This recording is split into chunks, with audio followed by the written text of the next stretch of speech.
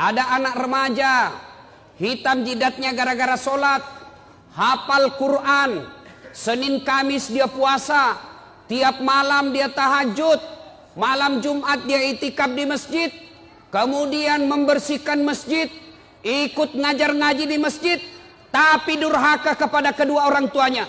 Bapaknya dia hianati, ibunya dia keluarkan air matanya. Kata Nabi, demi Allah, demi Allah, demi Allah, jangankan masuk sorga, baunya sorga diharamkan bagimu. Nah, adik-adik sekalian, saya ingin menyampaikan beberapa kisah anak durhaka.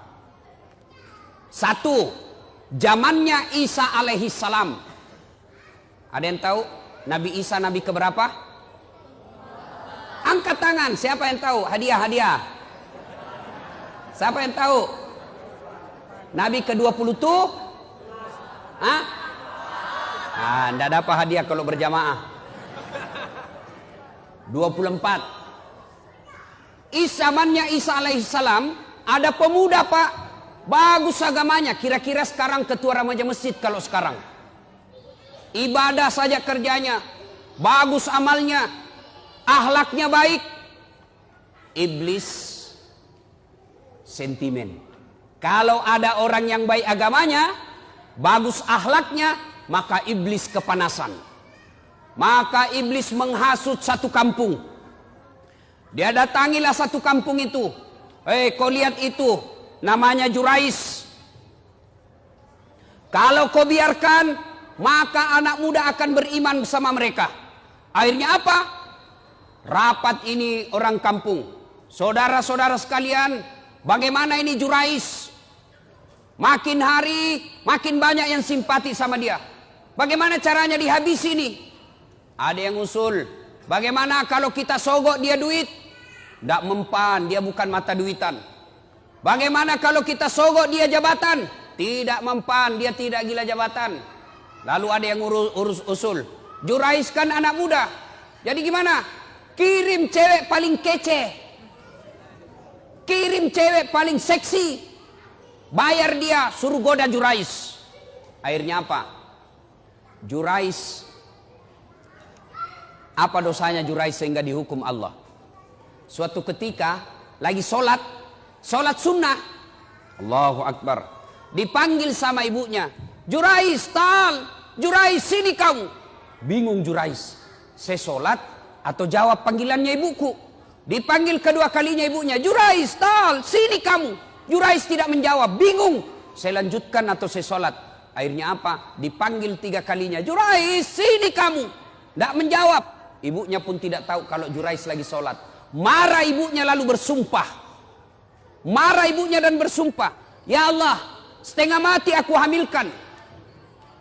Ibu-ibu masih ingat waktu hamil? Masih ingat? Bu, halo ibu, masih ingat waktu hamil?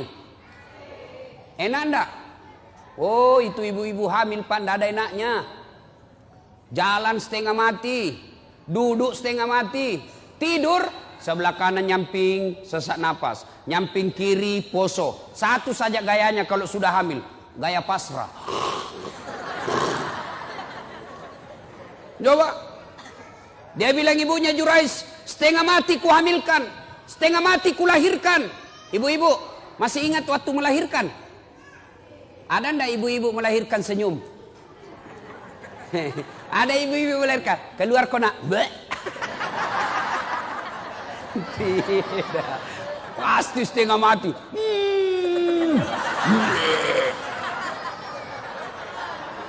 Iya toh.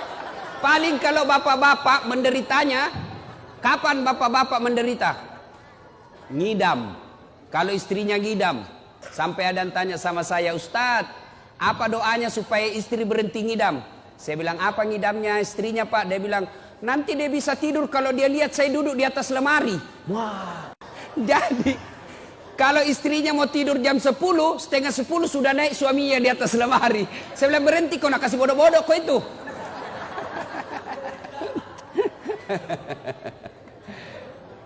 Dia bilang ibunya, Jurais, setengah mati aku hamilkan, setengah mati aku lahirkan. Masa saya panggil dia tidak jawab? Ya Allah, keluar sumpahnya ibunya Jurais. Jangan mati Jurais sebelum ketemu orang jahat. Ibu-ibu, kalau ibu-ibu bersumpah, arasnya Allah bergetar. Maka ibu kalau marah sama anaknya, jangan sembarang sumpah. Ini ibu-ibu biasa kalau marah sama anaknya kan keluar sumpah-sumpahnya tidak enak. Kurang ajar, setan. Nah bilang anaknya, bleh. Masa anaknya dibilang setan? Kurang ajar, kambing. Bleh. Jadi ibu kalau marah sama anaknya, boleh marah tapi jangan keluar sumpah yang jelek-jelek. Boleh keras suara tapi sumpahnya yang bagus-bagus. Ih, anak saya kurang ajar betul. Mudah-mudahan kau jadi ustadz seperti Dasat Latif. Boleh sumpah seperti itu. Mudah-mudahan kau jadi dokter yang soleh. Sumpah seperti itu. Jangan sumpah yang tidak enak. Kurang ajar. Mudah-mudahan tabrak kau beca. Betul lah beca. Saudara yang saya hormati, pendengar di Facebook saya berada di Masjid At-Taubah Kota Batam. Ini ada santri di sini penghafal Quran, kurang lebih 150 orang.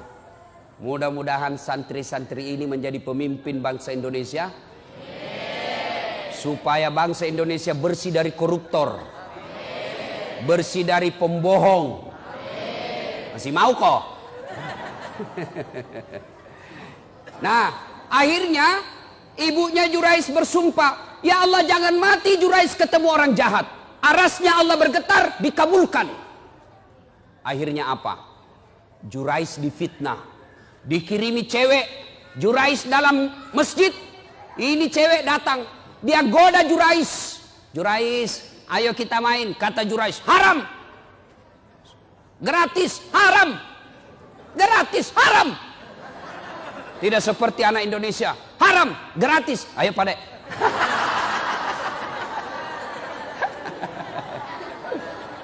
Ini cewek sudah dibayar, mondar-mandir di depannya Jurais. Dia pegang pipinya Jurais, dia pegang dadanya Jurais, dia buka bajunya. Jurais mantap, astagfirullah. Dia tutup matanya, astagfirullah, astagfirullah, astagfirullah. Kalau orangnya Indonesia, astagfirullah, astagfirullah. Mulutnya istighfar tapi matanya melotot, astagfirullah, astagfirullah. Akhirnya ini perempuan gagal menggoda Jurais. Semakin dia menarik-narik telanjang, Jurais tunduk, tidak tergoda. Ini perempuan malu, sudah telanjang tidak dilayani, sudah dikasih duit tidak berhasil. Akhirnya apa? Dia pergi berzina dengan pengembala kambing. Setelah berzina di pengembala kambing, hamil. Tabrakan antara cowok dengan cewek. Dek, kalau mobil tabrakan, pok! Mobil sama mobil penyok. Penyoknya lari ke dalam. Kalau cewek sama cowok tabrakan, pok! Penyoknya lari keluar. Hamil. Begitu hamil ini cewek, dia kemana-mana pidato. Saudara-saudara sekalian, kenal tak Jurais? Kenal. Itu tuh yang kerjanya soleh, dia bilang dirinya. Yang kerjanya ibadah saja, pembohong. Nih perut saya hamil gara-gara dia. Difitnah Jurais. Kemana-mana dia pidato, saya hamil, Jurais yang hamili saya. Akhirnya satu kampung mulai marah. Hah? Jurais ternyata pencitraan. Jurais ternyata pembohong. Pura-pura alim. Mau pilpres datang-datang pesantren. Sudah dipilih dibohongi kita. Marah. Akhirnya Jurais dilempari. Dilempar. Sampai kena pipinya. Berdarah pipinya. Jatuh giginya. Kata Jurais, demi Allah bukan saya. Bohong. Dilempar lagi. Bukan saya. Demi Allah bukan saya. Akhirnya begini. Kata Jurais begini. Bos, biar saya bilang tidak, kau juga tidak percaya. Kau tuduh saya tidak mau terima. Jadi bagaimana? Kita tunggu sampai lahir ini anak, kita tanya siapa bapaknya. Ringkas kisah. Lahir anak ini. Begitu lahir, masih merah, masih orok, dipencet pusatnya sama Jurais. Ya fulan, anak, ngomong kau, siapa bapakmu? Demi Allah, siapa bapakmu? Dengan izin Allah, ngomong ini bayi. Apa dia bilang? Bapakku bukan Jurais, bapakku pengembala kambing di tetangga desa. Apa dia bilang Jurais? Ku bilang memang bukan saya. Apa mi? Jatuh mi gigiku ini, ganti kok. Ini robek-robek. Ganti gigi saya. Akhirnya Jurais bebas dari tuduhan itu. Coba adik-adik sekalian. Jurais, pemuda yang taat beribadah, dihukum oleh Allah gara-gara apa? Ibunya lagi memanggil dan ibunya pun tidak tahu anaknya lagi sholat. Itulah sebabnya ada 11 kewajiban anak kepada orang tua. Satu di antaranya adalah menjawab panggilannya.